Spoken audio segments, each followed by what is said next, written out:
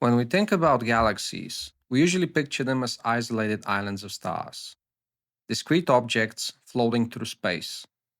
But in galaxy clusters, the most massive structures in the universe, something strange happens. Stars get ripped away from their home galaxies and are left adrift in the vast darkness between them. These orphaned stars, billions of them, form what astronomers call intracluster light. And JWST just detected this phenomenon in a cluster so distant, we're seeing it as it appeared 10 billion years ago, when the universe was only a quarter of its current age. This is the earliest direct detection of intracluster light ever made. And what it shows us is surprising. The universe was already a violent, chaotic place far earlier than we expected. Galaxy clusters are the largest gravitationally bound structures in the universe. They contain hundreds or thousands of galaxies, all orbiting within a shared halo of dark matter. And between those galaxies is something that wasn't predicted when astronomers first started studying clusters: a faint, diffuse glow of starlight. This is intracluster light, or ICL. It's made up of stars that were once part of galaxies, but have been stripped away through gravitational interactions. When galaxies pass close to each other, or fall into the cluster for the first time, tidal forces, the same forces that create ocean tides on Earth, pull stars out of the outer regions of those galaxies. Over time, those stars spread out across the cluster, forming a vast halo of diffuse light that doesn't belong to any single galaxy. The brightest cluster galaxy, the BCG, sits at the center of this halo, surrounded by the sea of orphaned stars. And studying this light tells us about the cluster's history. How violent was its formation? How many galaxies merged together? When did most of the tidal stripping happen? Until now, we've only been able to study intracluster light in relatively nearby clusters, out of redshifts of about 1, maybe 1.5. But JWST changed that. This is XLSSC 122. It's a massive galaxy cluster at a redshift of 1.98. That means the light we're seeing left this cluster nearly 11 billion years ago, when the universe was only about 3 billion years old. This cluster was first discovered in X-ray surveys, and later confirmed with spectroscopy and gravitational lensing. Previous studies showed that it's already a mature, evolved cluster, not a protocluster still assembling. It has a well-defined, brightest cluster galaxy, a population of quiescent red galaxies, and strong gravitational lensing features. Recent weak lensing and Sunyaev-Zeldovich studies suggest it's also dynamically active, meaning it's still undergoing mergers and interactions. And that's important because those interactions are what create intercluster light. Until now, we couldn't see the ICL in this cluster.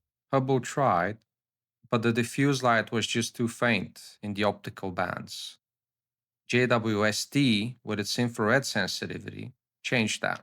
The researchers used deep imaging from JWST's NYR-CAM instrument in 4 filters, plus archival Hubble data in 3 filters, to map the light distribution around the brightest cluster galaxy.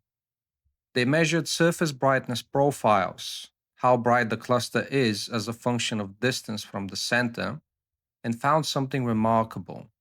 The diffuse glow extends out to several hundred kiloparsecs, well beyond the BCG itself. To separate the different components, they modeled the light with 3 Cersec profiles.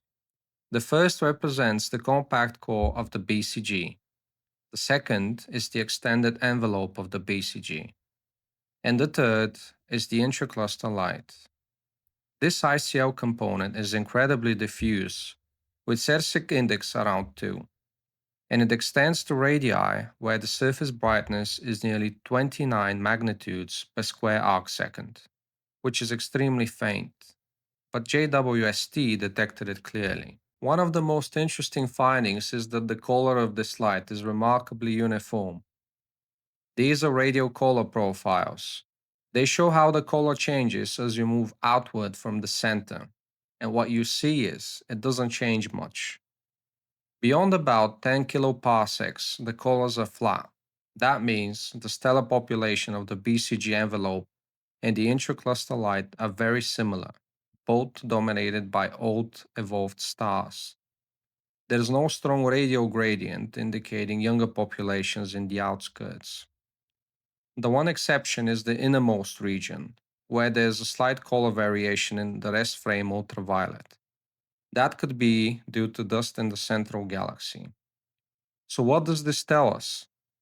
The intracluster light in XLSSC 122 was already well established by redshift 2. The stars in this diffuse halo are old and evolved, and they've been stripped from galaxies over a significant period of time. The next question is, how much of the cluster's total light is in this diffuse component? The researchers measured the ICL fraction, the ratio of the ICL flux to the total flux from all cluster member galaxies across all 7 bands. The median value is about 17%. That's comparable to what we see in massive clusters today in the local universe, which means that by the time this cluster was 3 billion years old, it had already assembled a substantial intercluster light component. But there's something else interesting here. The ICL fraction isn't constant across wavelengths. It peaks around 5000 angstroms in the rest frame, then decreases toward redder wavelengths, and increases again at the longest wavelengths. This pattern is similar to what's been observed in dynamically active clusters at lower redshifts, clusters that are undergoing mergers. The peak around 5000 angstroms likely comes from recently stripped stars that still have some younger, bluer populations mixed in. In relaxed clusters, the ICL fraction tends to be flat across wavelengths. The fact that XLSSC 122 shows this wavelength dependence is evident that it's still dynamically active. Galaxies are still being torn apart and their stars redistributed. And there's more evidence for that. When the researchers subtracted their best fit Cercic model for the ICL, they found a significant axis of light to the south of the brightest cluster galaxy. Using a wavelet-based algorithm, they isolated this axis. It's located about 100 kiloparsecs from the BCG, and it's aligned with an overdensity of member galaxies in that direction. This sudden feature likely represents a recent tidal stripping event. A group of galaxies passed through the cluster, and their outer stars were pulled away by tidal forces, creating this localized axis of diffuse light. This kind of asymmetric structure is exactly what simulations predict for dynamically unrelaxed clusters. It's a snapshot of hierarchical assembly in action. One of the most powerful aspects of this study is the comparison with the cluster's mass distribution. The red contours here from a strong gravitational lensing reconstruction. They show where the dark matter is. The blue contours show the distribution of light from the BCG, the ICL, and member galaxies. And they agree remarkably well, especially in the inner 100 kiloparsecs. The overlap coefficient is about 0.8, meaning the light and mass distribution are highly correlated. The mass-to-light ratio increases linearly with radius out to about 100 kiloparsecs, exactly the scaling that's been observed in lower redshift clusters. This tells us that the intracluster light is a good tracer of the cluster's gravitational potential, even at redshift 2.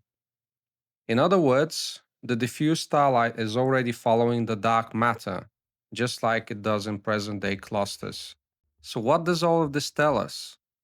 First, massive galaxy clusters were already dynamically mature by redshift 2. XLSSC 122 had assembled a substantial intracluster light component, about 17% of its total stellar mass, within the first 3 billion years of cosmic history. Second, the tidal stripping and galaxy harassment that create this diffuse light started early. The wavelength-dependent ICL fraction and the southern axis both point to ongoing interactions and recent stripping events. Third, even at this early epoch, the intracluster light was already tracing the cluster's dark matter distribution. This confirms that ICL is a reliable probe of cluster assembly, even in the distant universe. And finally, JWST is opening a new window into this science. We can now study the diffuse stellar halos of galaxy clusters out to redshifts where Hubble simply couldn't reach. This is the earliest direct detection of intercluster light, but it probably won't be the last. The universe 10 billion years ago was a chaotic, violent place. Galaxies were colliding, merging, tearing each other apart. And the orphaned stars left behind, drifting through the darkness between galaxies, are the fossils of that chaos. JWST is showing us that this process was already well underway when the universe was young. And as we push to even higher redshifts, we'll learn more about when and how galaxy clusters assembled and what that tells us about the broader story of cosmic structure formation. Thanks for watching. If you found this interesting, let me know in the comments. Make sure you follow the channel for more new science breakthroughs and discoveries. I'll see you in the next one.